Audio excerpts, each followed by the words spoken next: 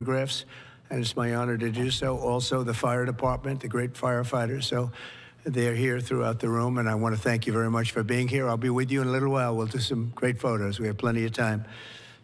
Policemen, policewomen, and firemen, firewomen, they're here, and we appreciate it very much. You've done a fantastic job.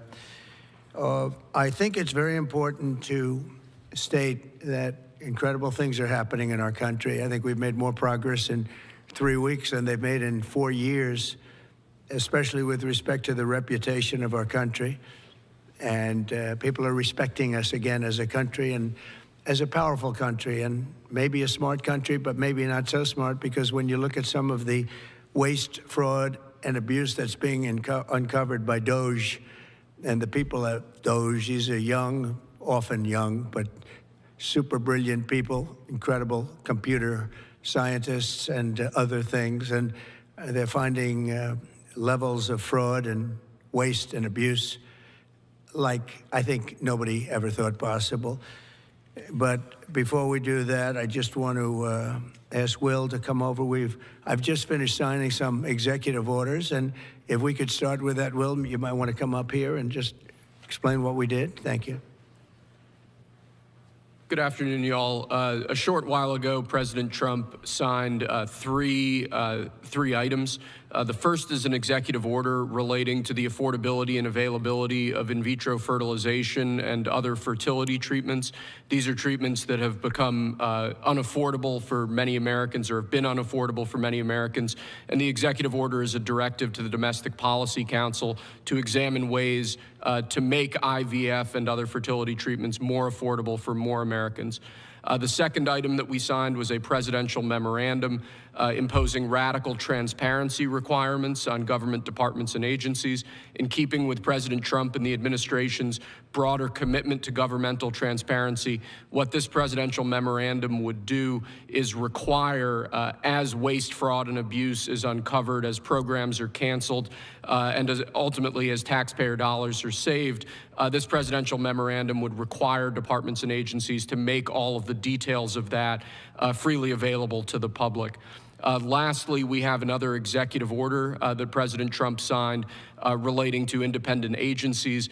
This executive order would establish important oversight functions in the Office of Management and Budget and its subsidiary office, OIRA, supervising independent agencies and many of their actions, and also reestablishes the longstanding norm that only the President or the Attorney General can speak for the United States when stating an opinion as to what the law is. Thank you very much, Will. That was the primary purpose of this conference, to explain that they're all very important in their own way. Fertilization, I've been saying that we're going to do what we have to do, and I think the women and families, husbands, are very appreciative of it. But that was it. I do want to say while I'm up here, I've been contacted by some of the biggest companies in the world, and because of what we're doing economically and through tariffs and taxes and incentives, they want to come back into the United States. And we'll be announcing various very large companies, the biggest actually, and they'll be coming back, having to do with chips and having to do also with cars and lots of other things. We're going to be announcing some very, very big, momentous decisions are being made by companies all around the world, the biggest, and they want to come back into the U.S. Car plants are being canceled in other locations now because they want to build them here. And you read about a couple, not that I want to mention names or anything, but you read about a couple of big ones in Mexico just got canceled because they're going to be building them in the United States. And that's very simply because of what we're doing with respect to taxes, tariffs, and incentives. And I think it's a very important thing. And you'll be seeing this over the next probably over the next 2 years, to be honest, but you're going to see a lot of it over the next couple of weeks. A lot of big ones are going to be announcing. And so while we're here, I guess we can take a couple of quick questions. Go ahead, please. Please. Mr. President, have you decided specifically what the auto tariff rate should be? Yeah, I probably will tell you that on April 2nd, but it'll be in the neighborhood of 25%. And pharmaceuticals? It'll be 25% and higher, and it'll go very substantially higher over a course of a year. but we want to give them time to come in because, as you know, when they come into the United States and they have their plant or factory here, there is no tariff. So we want to give them a little bit of a chance. Yes, thank you. The EU, I'm sorry, Andrea Shalal, the EU representative is going to be here in Washington next week. I'm sorry, tomorrow. He's going to be meeting with Hassett and Greer and Letnick. What can the EU do to sort of avoid the reciprocal tariffs that you've talked about? And, you know, you've talked a lot about the VAT. Do you expect them to reduce that? Well, they did already, as I understand it, reduce their car tariff all the way down to what we have. And a lot of that will take place, and I think some won't do it and some will do it. But the EU had a 10% tax on cars, and now they have a 2.5% tax, which is the exact same as us. So already we've saved a tremendous amount. That would be great. If everybody would do that, then we'd all be on the same playing field. Because essentially what we're doing with the tariffs is, you know, they charge us, we charge them, same amount. And it's called reciprocal, actually. And whatever they charge us, we're charging them. And so the EU is, you know, I appreciate that they did this, but, you know, the EU has been very unfair to us. We have a deficit of $350 billion. They don't take our cars. They don't take our farm products. They don't take almost anything. They take very little. And we're going to have to straighten that out. And we will. I have no doubt about it. Yeah, go ahead, please. Thank you, Mr. President. Could you tell us a little bit more about the Russia talks, your impression of how they went today, and if you're perhaps more confident or less confident of a deal after what happened today? Well, much more confident. They were very good. Russia wants to do something. They want to stop the savage barbarianism. I mean, what's going on over there? It's soldiers are being killed by the thousands on a weekly basis. It's ridiculous. And they're not American soldiers. They're Russian soldiers, and they're Ukrainian soldiers largely, although a lot of Koreans have been killed, as you know. Quite a bit of them have been killed. They came over to fight, and a large portion have been wiped out.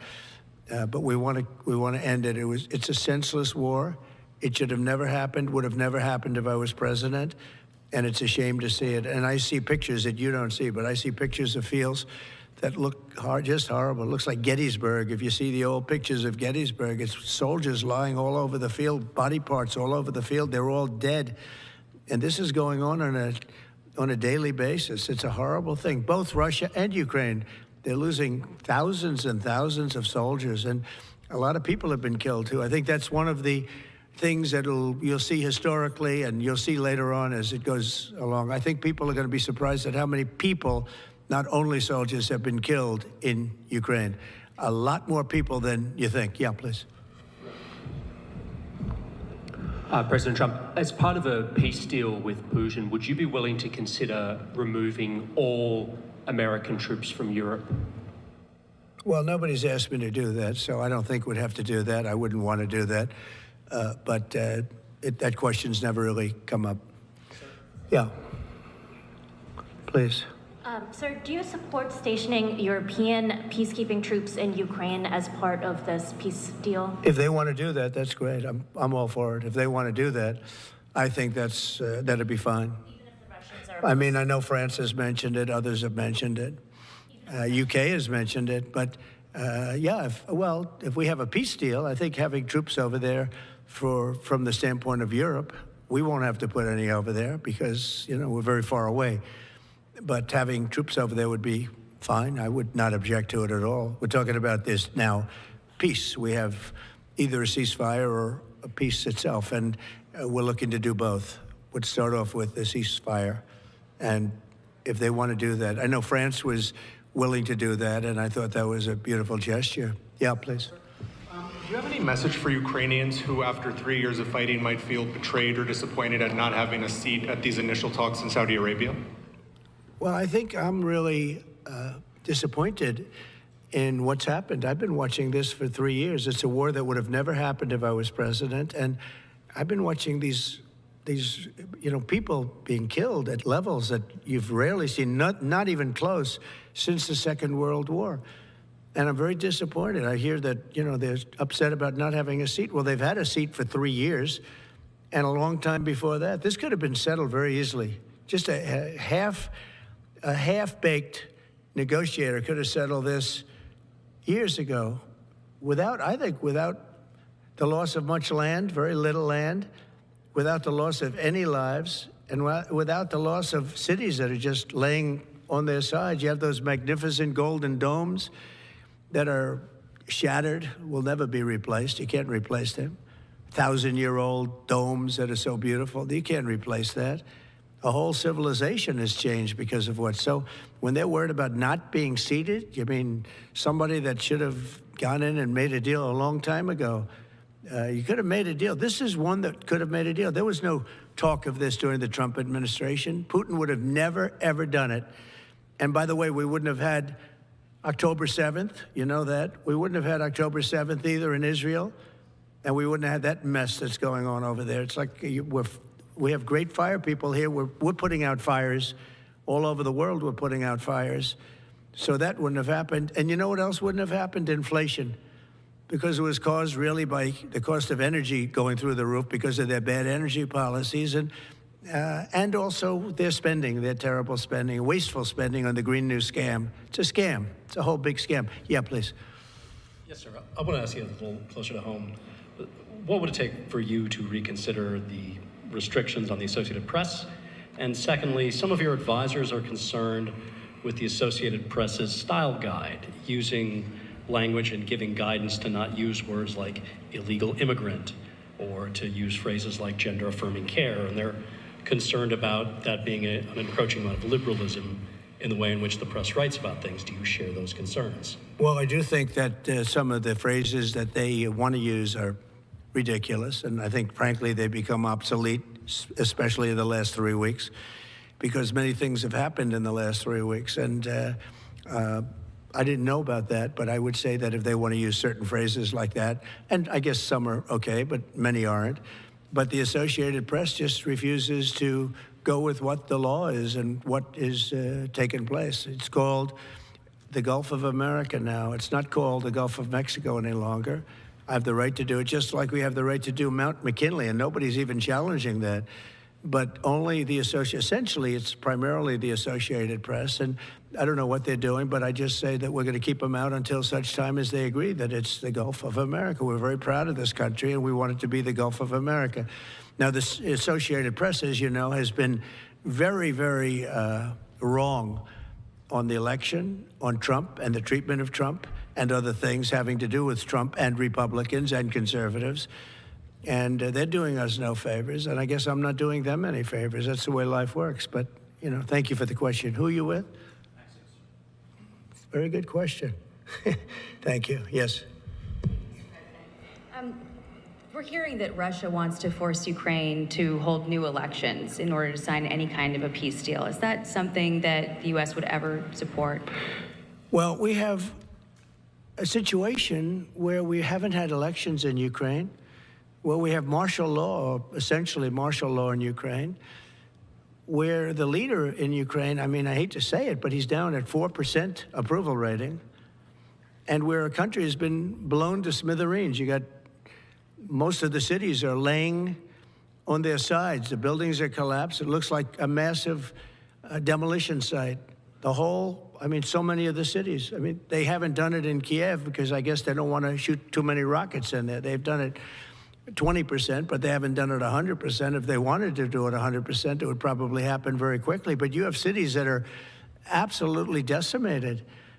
And yeah, I would say that, you know, when they want a seat at the table, you could say the people have to, wouldn't the people of Ukraine have to say, like, you know, it's been a long time since we've had an election. That's not a Russia thing. That's something coming from me and coming from many other countries also.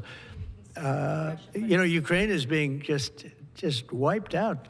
Look at what's happening to the cities. There are cities, there's not even a building standing. It's a massive, you talk about Gaza. I mean, it's literally, these cities look like Gaza. Actually, many have, percentage-wise, more buildings knocked down than in Gaza. So, you know, people are tired of it. People want to see something happen.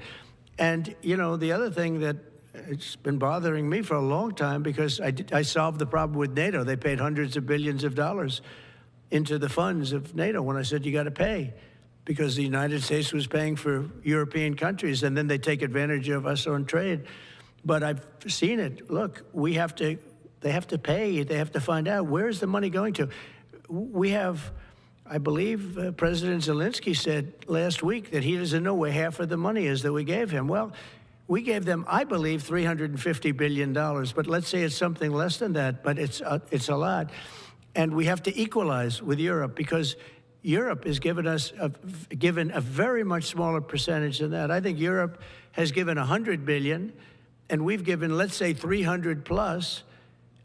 And it's more important for them than it is for us. We have an ocean in between, and they don't. But where is all the money that's been given? Where is it going? And I've never seen an accounting of it. We give hundreds of billions of dollars. I don't see any accounting. So I want to see peace. Look, you know why I want? Because I don't want all these people killed anymore. I'm looking at people that are being killed, and they're Russian and Ukrainian people, but they're people. Doesn't matter where they're from on the whole planet. And I think I have the power to end this war. And I think it's going very well. But today I heard, oh, well, we weren't invited. Well, you've been there for 3 years. You should have ended it 3 years. You should have never started it. You could have made a deal.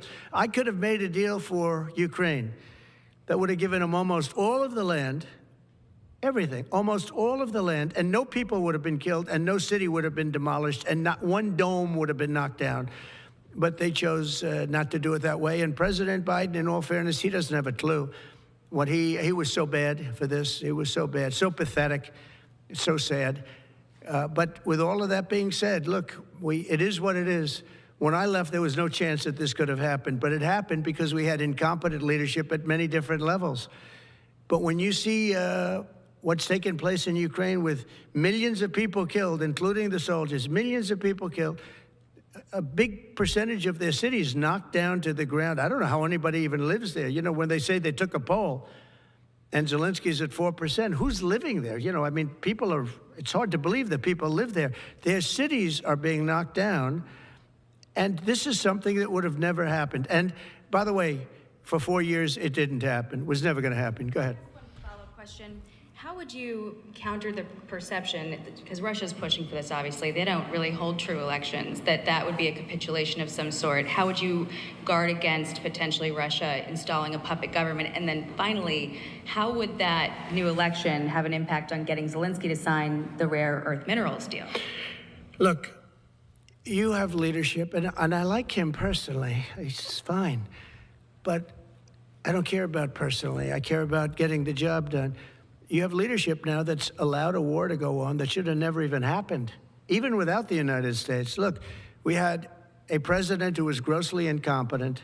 He had no idea what he was doing. He said some very stupid things, like going in for portions and all of the things. He made a lot of bad statements, but he's grossly incompetent, and I think everyone knew that. This is something that should have never happened, would have never happened. And I used to discuss it with Putin. President Putin and I would talk about Ukraine, and it was the apple of his eye, I will tell you that. But there was never a chance of him going in. And I told him, you better not go in, don't go in, don't go in. And he understood that. He understood it fully.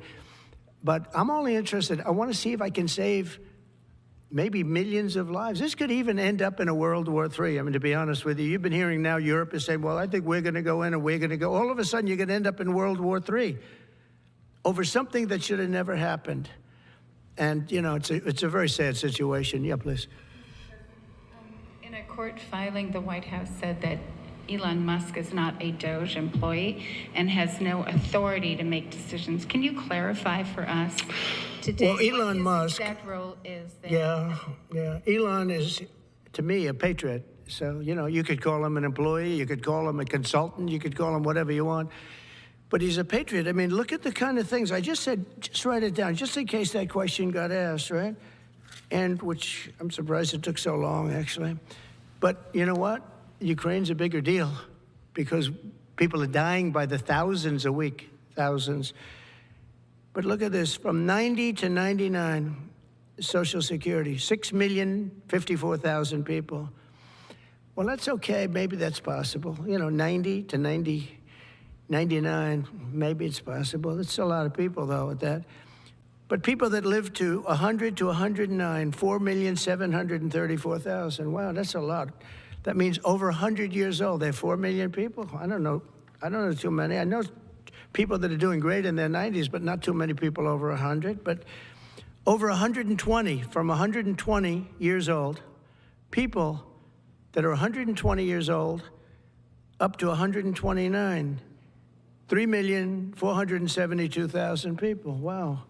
You know, that can't possibly be, because the record is like, I think it's one person, a woman, lived to 127, but they have 3,472. Okay, but now we're going really in.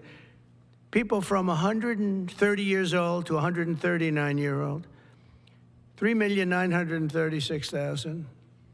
Wow. I wonder if people are getting paid with all this. I mean, are these checks? And that's what we're checking right now. People from 140 years old to 149 years old, 3,542,000, 140 years old and beyond. Now we're really going, because we're looking to break the record by 25 years. People from 150 years old to 159 years old, 1,345,000. These are in the, by the way, these are in the computer files. This is what they do well. They're super. I asked Elon, who are these Doge people? He said they're super brilliant computer people and they love the country. It's simple. Wait a minute. People from 160 years old to 169 years, 121,000. So 160-year-old people. 170 to 179,000, 6,087. But now, let's go into the real numbers. From 200 to 209 years old, 879 people. From 210 years old, I haven't met any of them. And if I did, I would bless them. I would worship the ground they walk on. 210 to 219 years, 866. From 220 years old to 229 years old, 1,039. And then you have two people from 240 years old to 249 years old, one person. And there's one person that's 360 years old. That's just that. And then, where's the money being spent, right? Let's go into that for just a second. $520 million for a consultant on the environment. It's called Environmental, Social, and Governance Investments in Africa, and mobilize private sector resources. $520 million. Somebody got $520 million for an environmental, sounds like an environmental study. I've always been one that paid a lot of money for my environmental studies, but I paid like $50,000, not $520 million. $520 million for ESG. $25 million to promote biodiversity, conservation, and promote licit livelihoods by developing socially responsible behavior in the country of Colombia. Well, it's nice, $25 million to go into Colombia for something that nobody ever heard of. $40 million to improve the social and economic inclusion of sedentary migrants. $40 million. $42 million for Johns Hopkins, great place, to research and drive social and behavior change in Uganda. $42 million. What about us? What about social change in our country? $70 million for a center at Purdue to research university-sourced, evidence-based solutions to developmental challenges. I mean, these are massive numbers on things that nobody ever heard about. $10 million for Mozambique voluntary medical male circumcisions. $10 million for circumcisions in another country. $9.7 million for UC Berkeley to develop a cohort of Cambodian youth with enterprise-driven skills. In other words, let's teach them something about enterprise. What about our people? Can't we teach them about enterprise? $2.3 million for strengthening independent voices in Cambodia.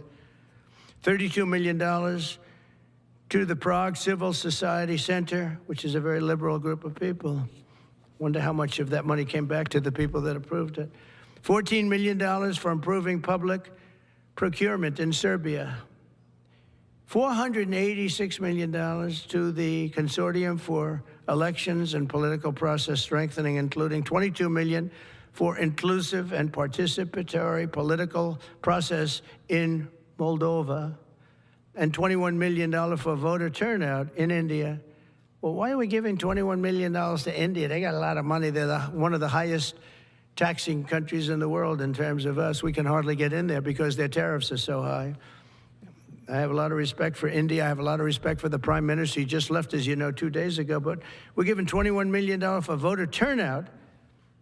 It's voter turnout in India. What about, like, voter turnout here? Oh, we've done that, I guess. We did 500 million, didn't we? It's called the lockboxes.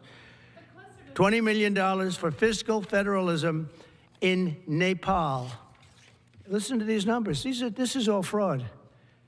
$19 million for biodiversity conservation in Nepal. $1.5 million for voter confidence. We want to give them confidence in Liberia. $14 million for social cohesion in Mali. $2.5 million for inclusive democracies in South Africa. $47 million for improving learning outcomes in Asia. Asia's doing very well. They're doing a lot better than we do in the schools, aren't they? $2 million to develop sustainable recycling models to increase socioeconomic cohesion among marginalized communities in Kosovo and Eskali and in Egypt.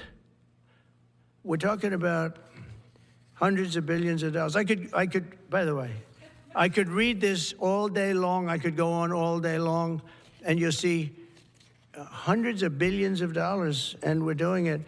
But when I saw the Social Security numbers, I said, wow, that's really something. So we have, let's just go above 100 years old. We have millions and millions of people over 100 years old. Everybody knows that's not so.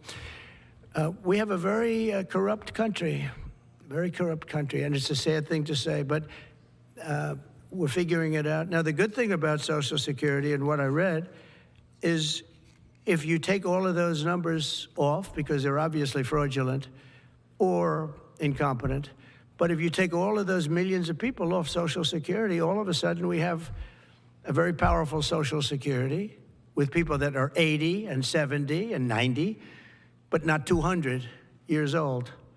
You know, so it's a very positive thing. How about over here? Yeah, please. Your reaction to Michelle King, the head resigning after the Doge. Who resigned? The head of Social Security. I don't know. I mean, I resigned or got fired. I think got fired. You know, when you fire somebody, they always resign, and then they say, we resigned. But when you have numbers like that, I think really it's got fired. They have to get fired. Who would keep them? How could you have numbers like this? Now, the big thing is, how many of these people got paid? Were they getting paid?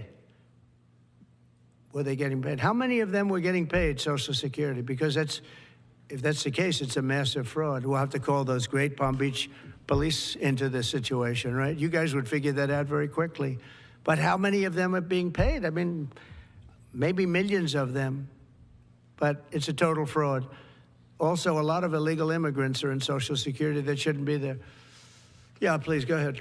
Mr. President, there was a big wave of probationary federal workers who were fired over the weekend. Some of these workers focused on nuclear weapon security were immediately rehired. Do you have any concerns about how these terminations have No, not at all. I think we have to just do what we have to do. It's, you know, you're going to, it's amazing what's been found right now. It's amazing. Yeah, if we feel that in some cases they'll fire people and then they'll put some people back, not all of them, because a lot of people were let go. Don't forget, I got elected on the basis of making our government stronger and smaller, because we have millions of people that obviously they're paying millions of people that shouldn't be paid. And that has also to do with workers. Yeah, please. No, go ahead. Actually, yes, New York Times. Sorry. Mr. President, given your concerns about corruption, you said that if there were any conflicts of interest with Elon Musk, you wouldn't let him anywhere near it. That's right. Doge and SpaceX employees are now working directly at the Federal Aviation Administration and the Defense Department, agencies that have billions of dollars in contracts with Musk's companies or that directly regulate his companies. How is that not a conflict of interest? Well, I mean, I'm just hearing about it, and if there is, and he told me before I told him, but obviously I will not let there be any conflict of interest. He's done an amazing job. They've revealed, in fact, he's going to be on tonight, a big show called Sean Hannity at 9 o'clock, and he's on and I'm on, and we talk about a lot of different things. And any conflicts, I told Elon, any conflicts, you can't have anything to do with that. So anything to do with possibly even space, we won't let Elon partake in that. Yeah, please. On immigration, sir, you said you would be sending the worst of the worst to Guantanamo Bay. What we're finding out is that there are a lot of low-risk migrants who don't have a criminal background who are also being sent. Are you thinking about this differently now? No, they're going to be brought back to their countries. And with some persuasion, every one of those countries, everyone in the, as you know, every country is taking the people back. So some of them are going to be brought back to, many of them, any of them that are low risk, as you say, are going to be brought back to their countries. Yeah, go ahead, please. Can you give us a bit of an update on where you stand with Venezuela? Yeah, It's oil. There's basically a monthly license that can soon extend. Well, you know, we had Venezuela on the run, and it looked like that was going to be very good. And when Biden came in, as he always does, he screws it up. And they started buying millions and millions and millions of dollars of oil, billions of dollars, actually, of oil. And it gave them a new lease, a new, really, lease on life. But we'll see. We had some pretty good discussions with a lot of people within our government, in the United States government, that are involved in that. And Venezuela's a little bit early, but, you know, we were not buying from Venezuela. When Biden came in, for whatever reason, instead of just taking the beautiful, as I call it, liquid gold, we have more than anybody, they started paying a fortune to Venezuela. And we're looking at that, actually. Why did they do that? Why were they doing that? Why would they go to the enemy and give them billions and billions of dollars? Now, with that being said, as you know, Venezuela has said very strongly they will not take any illegal immigrant, any of the people that they sent over to us. They sent their gangs, probably the worst gang anywhere in the world, as bad as MS-13, maybe worse. And they came out of the jails of Venezuela. They emptied their jails into our country. And they said, we'll never take them back. Well, they took them back, and they're taking them back. And they are taking them back rapidly. They were sending a lot of people to Venezuela. They said they wouldn't take them back, and they are taking back. But we're looking at Venezuela very seriously, and we're going to be able to. Don't forget, I've only been here for 3 weeks. Yeah, please. Just a little clarity on, are you inclined to continue to allow Venezuela, through, I think, Chevron and other oil companies, to export those petroleum products, or are you maybe not to pull back on Yeah, maybe not. We're looking at that now. I just got here. When I left, they weren't doing anything. They were ready to go. We give up. And then Biden came along, and he gave them literally billions of dollars. I couldn't believe it, actually. And we have so much under our feet, liquid gold. We have so much, and it was pretty amazing. So we're looking at that whole situation, why he did it. All right, how about one more? Yeah, please. What can you tell us about the CIA drone flights over Mexico? Is this the next step in the war against the cartels? Well, we're going to see. Should they have authority to take lethal action? Mexico's allowed a tremendous number of people to go through their country into ours, and even people coming from Mexico, and illegals, totally illegal. They've allowed people to empty jails into Mexico and then let them come through with this totally ridiculous open border policy of the Biden administration. So millions of people have come in, and hundreds of thousands, and actually millions, are criminals. They came in from jails all over the world. They'd release them into Mexico, and they come into our country. And they also came in from Canada, by the way, large numbers through Canada. In fact, when we closed up the one border, they came in through the other border. So Canada is not an uninterested party. But I will say this. We're dealing with Mexico. I have a very good relationship with Mexico, but I think Mexico is largely run by the cartels, and that's a sad thing to say. And if they wanted help with that, we'd give them help. But Mexico, if you look at what's gone on with Mexico for years now, but now especially, it's run by the cartels. And they've allowed millions of people to come into our country from jails and prisons of other countries from all over the world, not just South America, Africa, Asia, all over, a lot from the Congo in Africa, a lot. They opened their jails, they came in through Mexico, and we have some of the worst criminals coming in from the Congo and other places. So it's not just South America, and it's not just Venezuela, but they opened their jails. And you know, the crime rates in Venezuela and other places all over the world has gone way down. You know why? Because they've given us their prisoners, they've given us their drug lords and their gang members, and it's hard to believe that we accepted this. It's hard to believe that we allowed open borders, and we're taking in, you know, hundreds of thousands and millions of people coming in from all over the world that are absolute stone-cold criminals. In fact, 11,088 murderers, and many of those people have murdered more than one person. Why are they giving us these people, and why are we taking these people under Biden? You know, you had a border czar that never went to the border. Happened to be a vice president, never went to the border, never called the border people. I call them all the time. I speak to them all the time. But here's the good news. We have the most secure border we've ever had right now. As secure and even more secure than I had it 4 years ago. And the Border Patrol is doing incredible. ICE is doing incredible. Tom Homan's unbelievable, and Kristi Noem has been just working very, very hard, very, very hard. And we have the best numbers we've ever had, and we're going to keep it that way. And we're going to find out how a thing like this could have happened to our country, because who would allow this to happen? What they've done to our country is so sad. Thank you very much. Thank you.